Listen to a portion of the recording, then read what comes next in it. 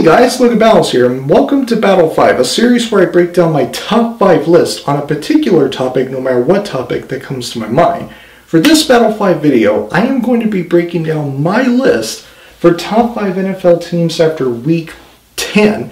Now, I apologize that this Battle 5 video is late, considering that today is Sunday, and this video was meant to be uploaded last Tuesday, I should say. So I apologize that this video is late. I have no excuse for it, but I'm doing it anyway because I wanted to. So, in my last Battle 5 video, I did Best 2019 NFL Rookies. This one I'm going to be doing my top 5 NFL teams after week 10. So let's get started. Number 5 on the list, the Minnesota Vikings. Why? Because Kirk Cousins actually showed up and played and beaten a quality team when it counts most. Dalvin Cook was absolutely spectacular against the Cowboys. 33 total touches and 183 yards of scrimmage, if I'm not mistaken. And 1 touchdown, I believe. Basically outperforming Ezekiel Elliott, who only had 22 total touches and 66 yards of scrimmage. Dalvin Cook was basically the best running back and the best wide receiver for the Vikings at Jerry World. And their defense was impressive too. Let's not forget about them now. Showing up and beat Dak Prescott and that Cowboys offense.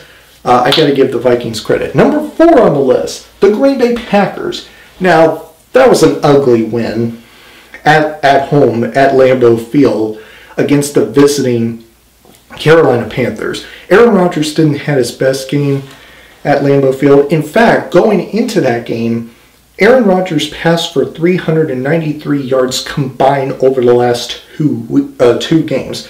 But Aaron Jones and Jamal Williams both combined, I believe, 154 yards rushing. Devontae Adams, coming back from his injury, had 7 receptions with 118 receiving yards. And also Jamal Williams and Aaron Jones, 3 touchdowns total from them.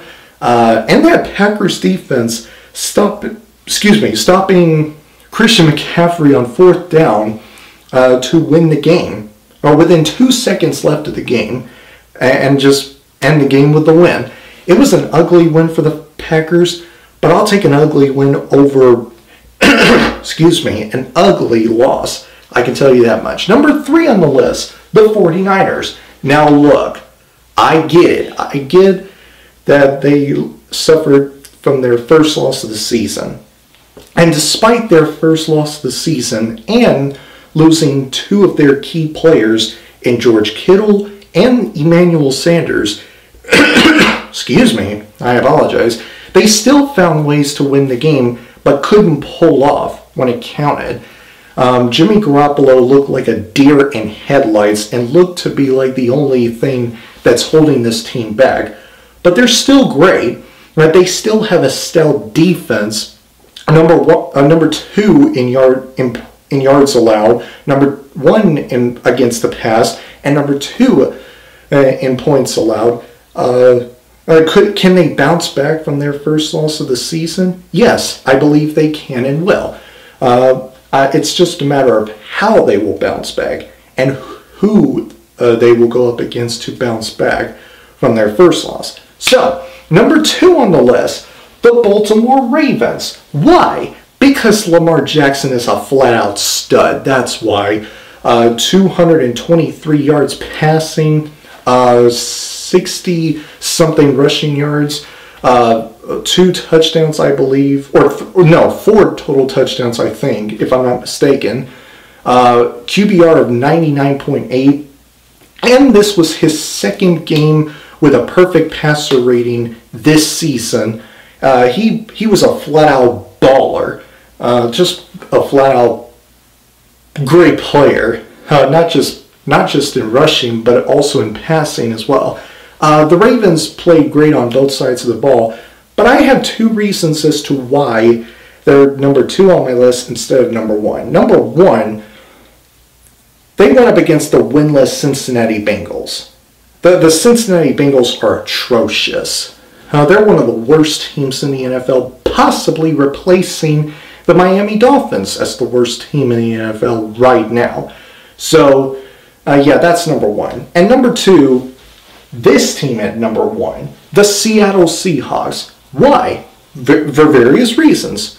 Russell Wilson showing up at Levi's Stadium in Santa Clara, California, and leading the Seahawks to a win against the 49ers.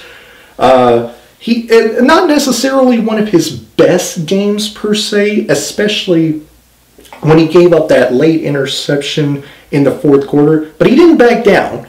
He didn't back down. He rose up and handled his business when it really, really counts. Chris Carson ran all over the 49ers defense. DK Metcalf and James Hollister, I believe that's his name, both had pretty decent receiving game, if you ask me. And that Seahawks defense surprised me.